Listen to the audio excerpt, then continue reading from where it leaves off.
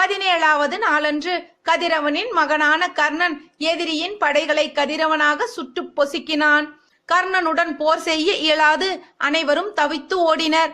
தருமரை தேடிச் சென்று போர் தொடுத்தான் கர்ணன். பார்த்தனுக்கு இணையான அவனுடன் அவரால் எப்படி போர் செய்ய இயலும்?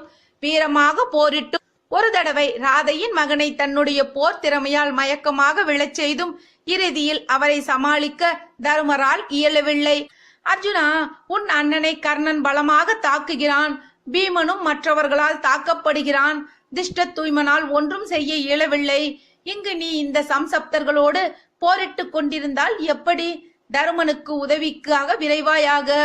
கர்ணனை கொன்று உன்னுடைய சூளுரையை நிறைவேற்று என்று அவனை உந்தினான் கர்ணன்.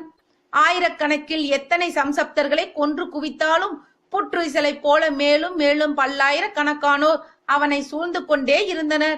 தற்கொலை